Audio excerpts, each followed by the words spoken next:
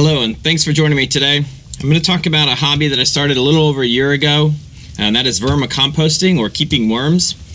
I've kind of evolved over the last year that I've been doing it. I'll talk about the journey and how I got started, some of the mistakes I made along the way, and if you're looking to be entertained or maybe you're interested in the topic, hopefully this will be a beneficial video. So let's get into it. The first thing I want to talk about is the different containers that I've used over the time that I've had the worms, and we'll talk at the end about the system that I have today. In the very beginning, I got the worms and I threw them in a tub that was much too large for them, and the worms were spread out in a very big area, and when I would feed them, I didn't get good congregations of worms around where the food was. Worms seem to be just kind of really random wanderers. They just go everywhere. And then when they find food, they stay at that food. So you really need a system that's sized according to the number of worms that you have. And you also need a system that's sized according to the amount of food waste that you want to dispose of, or you want them to eat. If you have too much food and too little media and too little worms, you'll get kind of a sour, nasty smell to it. And if on the flip side of that, if you have a whole bunch of worms and a whole bunch of media and not very much food, they will actually self-regulate, from what I understand. So they will only reproduce and create populations aligned with whatever environment that they have, whatever the environment can support. So that's a really careful consideration, and we'll talk about how I made mistakes along the way and how I scaled the system. The first topic I want to start with, though, is how I got started with worms, where I got my worms. My wife went fishing with her father, and when she came home, she had a small tub of worms, and they were red wigglers, which is a common vermicomposting worm. And so I was going to order them online. I wasn't sure if I was going to really get into this and if it was going to work out. I've killed worms in the past, just letting the dirt get too dry or not really keeping up with them. So I was hesitant to go all in. And so this was a great kind of baby step in that direction. But this was my very first mistake. I went to Walmart, of all places. They had the bait, and I was there picking up some other things, and I grabbed a couple of tubs of worms. I want to say they were just shy of like $3 a tub, and I think I bought 3 or 4 of those. I brought them home, and I got distracted, and I got busy with something, and I completely forgot about them. I left them in the truck for 3 or 4 days in Florida, and effectively cooked the worms inside the little containers. So I panicked and I dumped them into a massive, it's I think a 300-gallon or so tank, stock tank, that we keep potting mix or potting soil in. So if we're just going to plant small plants or somebody gives us something, we have something just to kind of pull from all the time, since we buy our garden mix in bulk. So I panic dumped them into there. I didn't have any idea how many would survive. I didn't know if anyone would survive, and they looked like they were in pretty bad shape. They survived. They actually did okay, but they were distributed in a giant container. I couldn't hardly find them. The downside was when I would feed them in that container, like I said before, they couldn't really find the food. The second thing is that's what we use for potting. So we were always digging up worms, and I was trying to pick through and put the worms back because I didn't want to put them in the pots. I was trying to grow worms. And then the last thing is we were digging around the food that I was trying to put in for the worms. So I learned a valuable lesson there. Make sure that you're kind of separating what you're doing. Make sure that the stuff that you're going to use for potting is stuff specifically for potting, not for where you're going to grow or keep your worms. Make an entirely separate environment specific for growing and feeding your worms. The next thing I did was dig through all of that dirt, and I hand picked out as many worms and eggs as I could find. And I put them into these black tubs. These are just those concrete mixing tubs that you can buy at like Lowe's or Depot. They're very shallow. And I saw this in a video for a worm breeder, that he used these in a rack. I thought, well, that's pretty good, and they're pretty cheap. They're not very expensive. And so I filled them with some of the potting mix that the worms were already in, and then I started adding food to that. But the downside of that was, and I obviously drilled a hole in the bottom so water could go out. You don't want to drown the worms, obviously. But the downside of this system was there just wasn't a lot of dirt in here. There wasn't a lot of media for the food to mix in with, and that's how I overfed the worms. I started to get a buildup. I had a very small number of worms after killing most of them, and I just kept putting food in there every week continuously, and it overwhelmed the system. So I got rid of this system, and I finally went in and I moved up to the next step of the system, which I'll talk about now. The next stage of my system was these big Rubbermaid brute containers, and these actually worked great.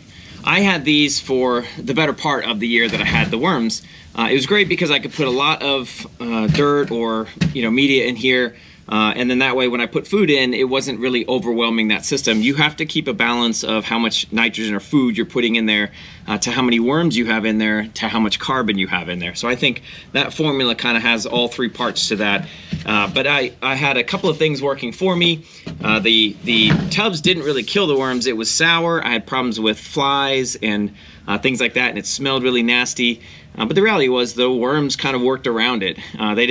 They probably didn't love it. I didn't ask them, but it didn't stop them from reproducing. It didn't stop them from growing. So I did kind of multiply my worm count a little bit, and then I was able to move up into this bin and put all those worms into that. So I kind of upgraded into this system, and I had 3 of these bins. I had 3 of these bins with the hope that I could actually move the castings and everything that they were producing. I could move that from one bin to the next and kind of do sort of a continuous flow through system. There are different variations of that, and what I was going to do was either stack these, and I tried that and it didn't work, or I was just going to move and only feed in one container and then dump that container into the next container and then only feed in that container again and let them continue to work through that food in the other container, and then hopefully I could stack these and have them go through the holes. They didn't really do that. The worms, they just stayed. They didn't. I have my doubts about how effective and how well some of the continuous systems work, because they seem to stay anywhere that is still moist or anywhere that they can survive. They will stay in that area. Now there won't be the massive populations, and we'll see that when I get into the big bin here, but they will just stay. They'll keep refining their castings. They really aren't that, they love the food part of it, but they'll stay there. And so I never got them to migrate out of one bin and into another bin. They just stayed in all the bins. So I had 3 colonies, if you will, of worms that grew over time. I graduated from those systems into what I built. This was actually in a recent video that I did and posted. So I built this larger worm bin, and this has allowed me to feed a lot more worms, to grow a lot more worms, and to process a lot more food. So I'll pull these tops back, and we'll kind of go through this system here, and I'll talk about some of the features that I love about this system and how well it's worked so far. I keep these scrap pieces of plywood on top. That just kind of keeps the raccoons or anything else from getting in there, and it also keeps, this is an old shower curtain liner that went pretty bad, and instead of throwing it away, I actually laid it right over the top of this, and that actually helps keep a lot of the moisture into the soil. You can actually see, I don't know if hopefully you can see, but it's wet underneath there, and so it's not letting a lot of the moisture and the humidity and stuff kind of holds it into the system, so I don't have to keep adding water. I really don't add water very often, maybe a month or 2, depending on how dry it's been out, but as long as it's been humid and as long as the food that's going in there has a lot of moisture, they seem to be okay. This section is closest to the little wall. I don't really feed in this section. I generally pull the material over into this area, but even with that, even though I don't feed them over here, there are still quite a few worms in this area. Let's see if I can find them. They're probably pretty deep now. I do notice they come up to the surface a lot more when it's evening. But you can tell this is a lot more of just castings. It's really a lot. There's no food particles really, other than a few things that are still breaking down. The top parts of bananas and things will take a little bit longer, and obviously like seed hulls and things like that. Now this is an area where I feed them. One thing I will say about the castings, the worms are tremendous farmers. Just about everything that you put in here will grow. So we've put, I've actually found that, funny story, we put cherry tomatoes in here. I used some of the castings to try to plant some other seeds, and they sprouted up really fast and they sprouted up really well. And I was very excited because I was starting to see the castings in action. But as it turns out, there was cherry tomato seeds in the castings, and we had about 35 tomato plants that grew. And I don't think that any of the actual seeds that we planted grew, just the tomatoes grew. So I put coffee grounds in here. So that will kind of mix in with the food. And as I pull this back, you'll hopefully start to see masses of worms. So you can see there just how many there are. A lot of these will come up to the surface in the evenings. It's kind of funny, they'll just be laying on the tops. They really love banana peels. I found that they really love that. They love anything that's really fleshy, any melons, things like that. Things that they don't do well with are carrots. The carrots will go in here and they just won't break down. I suspect that if I were to add a bunch of carrots again, I would boil them first so that they were soft and fleshy. But in its like regular root form, carrots don't break down as quickly. But there's another good chunk of them. I put this is a chunk of lettuce and banana peels and things like that. I put those in there a few days ago, and so they've kind of started to find that. Like I said before, they're wanderers, so they really just wander once they find the food. They kind of stay in that spot, and they'll lay a lot of eggs, so you'll get a lot of babies where the food is. They realize that that's obviously a good place to support, a future generation. The interesting thing is almost all of my worms are approximately this size. So depending on what you're looking to do, in my case, I just want to do vermicomposting, but these aren't big fat worms like you might get. Night crawlers or some of the other varieties will be very large worms. These worms are generally a lot skinnier. I seem like I only ever have medium-sized worms. Found another chunk of banana peels there. So you'll find them kind of all over those banana peels, but they do love banana peels. I gave a bin to my brother. He says they love avocado as well. He's given them the fleshy parts of the avocado. He says they like that as well. But this has been great. This size system, I can put a lot of food in. I could dig a big hole, put a lot of food in there, and it doesn't seem to overwhelm the worms. Obviously now we're getting pretty good numbers of the worms, so we can process a lot more food, and it never gets smelly. It never gets sour, nothing like that. They do a pretty good job of eating it. I'm no scientist, but I believe that the system accelerates itself. So I believe in the beginning, food didn't break down as quickly in the system as it does now. Now the food breaks down pretty fast, and I think that it's part of the whole system starts to grow hardy populations of the microbes and everything that's actually breaking down the food. And so it kind of has this accelerated curve. So once you get your system where it's producing a lot of that, the microbes or the little microorganisms that are breaking down the food, you'll get more worms. The worms will eat that faster. I think part of what they digest and excrete and everything, that just keeps that process going, because I can process a lot more food a lot faster these days. I don't do a lot of the things that you see online where they'll say to redo all the bedding. I haven't done that. I haven't really needed to do that. I bought a paper shredder and I was shredding bags and I was preparing to do all that. But I really just ended up, I just keep feeding them in this section, pulling that material over and putting more in, and then I just usually add more like a topsoil mix. It's got a little bit of, chips or pieces of bark and branches and things. But this system, I really love. I can't overwhelm it. It's been great just to be able to throw everything in there. I don't have to water it. I don't have to monitor the moisture very much. Nothing like that. It pretty well just does its thing. They're a pretty low maintenance pet. So that works. Hopefully this helpful for you guys. If you look to get started, I think the key things I would say is to think about what you want to accomplish. Because I think the base principle is the same regardless of what goals are. It's to produce worms. As the more worms either more you're sending worms, obviously, right, your product. If you're looking to do vermicomposting, more worms you have, more food you can process. What's great, more lasting, pretty, the more you could, things like that. I have had success, should say, with things like harvesting the things. Really set up something great necessarily just for that. Like I mentioned earlier, we use the castings and whatever feeds into it. That's what started. We kind of do that when we're out to a little out a lot of times and just come out there. Which is fun because I spend probably 3 weeks trying what's going to be. And then it becomes a tomato. So the worms really love growing tomatoes. And that we a lot of tomatoes and the thing we plant. It's like anything. A lot of videos said that it was easy. I don't think it's easy. I don't think it's hard. But it's a lot like gardening in my experience. You can get it wrong.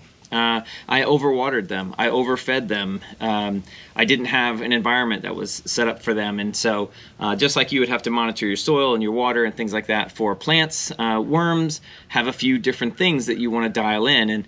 But once you get a system established and once you get kind of in a routine, then it does get easy. I love them. I love them as pets. We went fishing not too long ago, and my wife asked me, are we going to take some of the worms to go fishing? And I just kind of looked at her. I'm not quite that attached, but I was like, I don't want to take a bunch of worms out and put them in a can just to only have them die, because it was a trip we were leaving for a week or so. But they are great pets. I can feed them, and I can leave for a week, and I don't have to do anything. They don't really even miss me, probably, which is a lot different than the cats. We have to line somebody up to feed the cats and come and check on them and everything. I don't do any of that with the worms. The last thing that I've really enjoyed about it is the experience we've had with the kids. So not only do I love not wasting food and putting it to some good use, the kids can come out, and even the little guy, he was 2 when I started this, and even now he's 3. He comes out, and when I dig holes, he'll hold the worms in his hand and everything, and he's getting a chance to experience that. And the other kids obviously are understanding a lot more about how worms and how an ecosystem all works together to break down waste and things like that. And so it's been kind of a great lesson for them just to understand what's happening in the system. And I've really enjoyed it over the time that I've done it. I feel like I like the system that I have now. I like the scale of it. I like the ease of it. I like what I'm able to do with that. And so I'm glad to have been out of the bins. I used to roll the bins over a lot to try to kind of, it'll pack as it breaks down. Everything will pack down in, and you can just dump one bin into another bin, and that will help fluff it back up a little bit. And it just makes it easier when I'm digging in it. And I'd like to think that maybe the worms prefer it a little bit more aerated.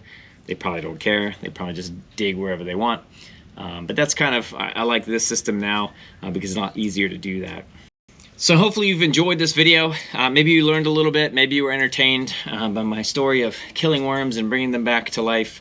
And hopefully you kind of learned a little bit about the system itself that's worked well for me, and maybe that will inspire you with whatever type of system you set up.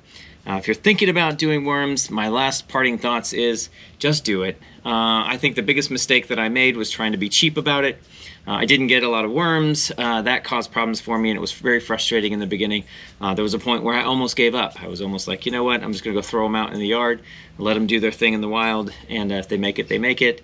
But it's a lot better now. And so I think a lot of that problem was just trying to be cheap. I was trying to buy those little shallow bins. That didn't work well for what I was trying to accomplish. And I should have just, out of the gate, I should have just bought a hefty population of worms. I should have just bought the bins that I appreciated the most, those brute bins, those kind of bigger bins. I should have just bought those. And then I think that a lot of the things that I messed up on, maybe I would not have had such a miserable experience. Read on the internet both sides of it. What are the problems people have? If you just go look at how easy it is to set up a worm bin, or you just look at how to set up a worm bin, everyone will talk about how easy it is and how great it is, and a lot of that kind of stuff. And then you flip that and you go look at the stuff that's bad about vermicomposting, or the things that are hard about it. And then you see all these other problems, and then when you have those problems, you recognize them faster, or you better understand that. Or maybe in the beginning, you kind of dial those things in quicker. So thank you to those that subscribe. Thank you so much for those of you that comment. I really enjoy reading those and interacting with folks that are watching the videos. So please continue to do that. Let me know if there's anything that I could do better in the videos. I would love the feedback so that I can improve. I'm always trying to get either better perspective. I'm trying to learn how to do all this kind of stuff. I was never taught to do any of this. I didn't do any of this in school or anything like that, so I've just kind of been learning as I go, which is pretty much how I do everything. But thank you so much for that, and we'll see you guys on the next one.